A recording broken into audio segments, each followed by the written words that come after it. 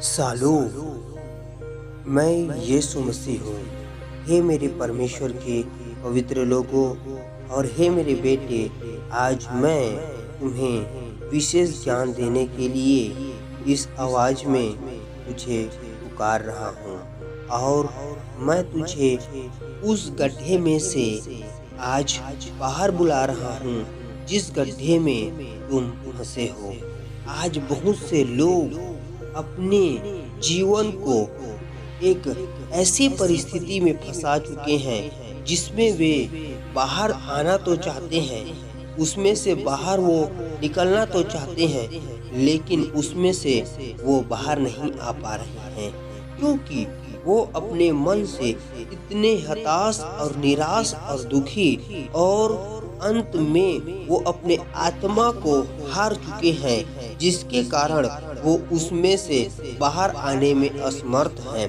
वो कहते तो हैं यीशु हमें संभालेगा, मैं आनंदित हूँ, लेकिन वो उस परेशानी, दुख और पीड़ा और कष्ट में खुश नहीं है, न वो आनंदित है। उसके चेहरे पर हताशा और निराशा छाई रहती है।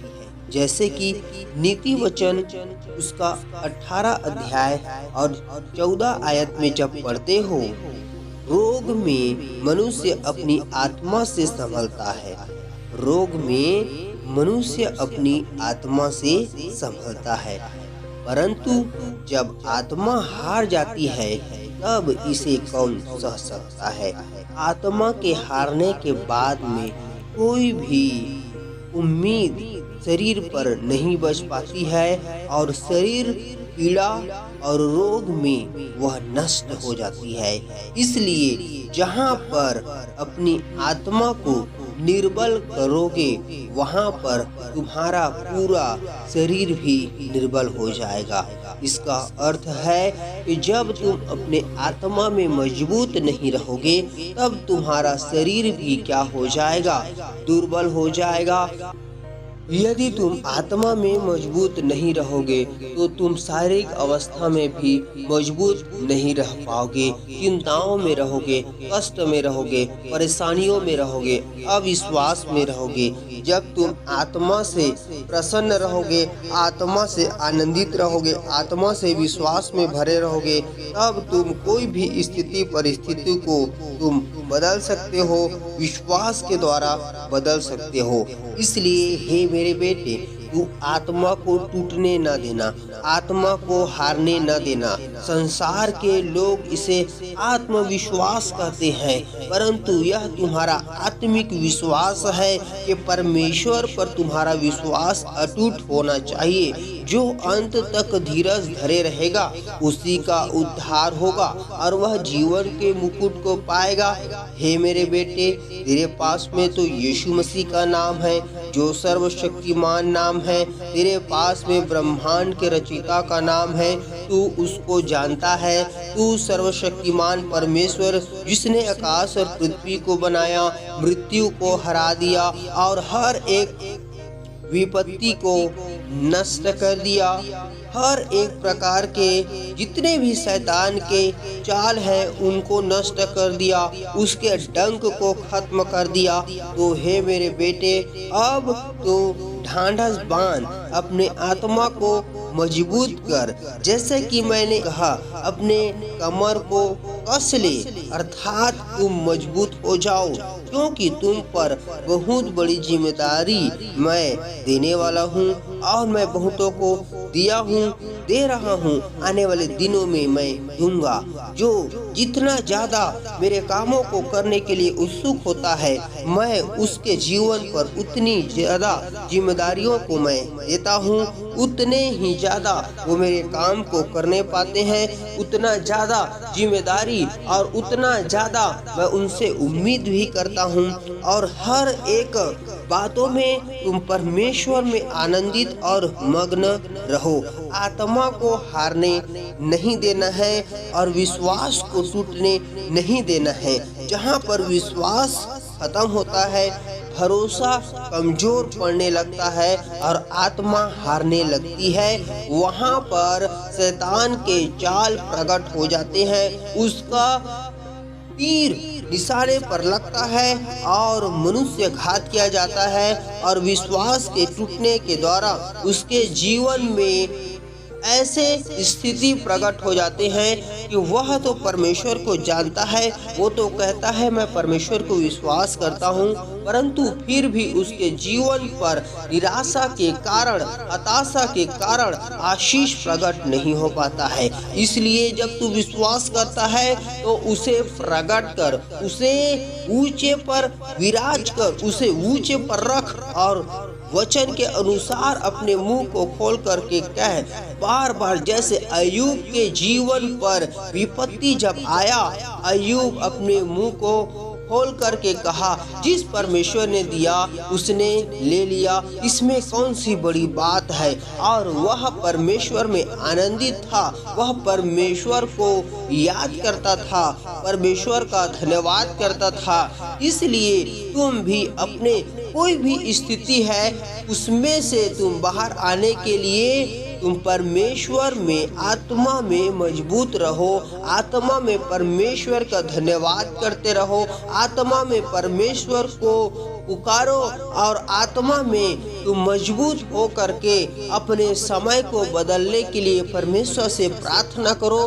तुम्हारी आत्मा मजबूत रहे, तुम्हारा हर एक स्थिति को बदलने के लिए जीवन में विश्वास बढ़ता जाए और हर एक परिस्थिति मसीह में अर्थात मुझ में निरंतर बदलता जाए, आनंद में, उन्नति में और परमेश्वर की ओर से हर एक आशीष में बदलता चला जाए। इसलिए तुम निरंतर प्रभु में आत्मा में बलवंत होते जाओ, क्योंकि आत्मा जब शक्तिशाली रहती है तो वह शरीर को भी नियंत्रित करती है। यदि आत्मा दुर्बल हो जाएगा तो हमारा संपूर्ण शरीर भी दुर्बल हो जाएगा। इसका अर्थ इस बातों को भी है कि तुम आत्मिक भोजन को प्रतिदिन करते जाओ, वचनों में, प्रार्थनाओं में और परमेश्वर के कामों में बढ़ते चले जाओ, जिससे तुम्हारे जीवन पर परमेश्वर के वचन के अनुसार आत्मा में बल रहेगा, आत्मा में प्रसन्नता रहेगी और आत्मा मजबूत होने के कारण तुम पर कोई भी प्रकार का निराशा और हताशा नहीं हावी हो पाएगा।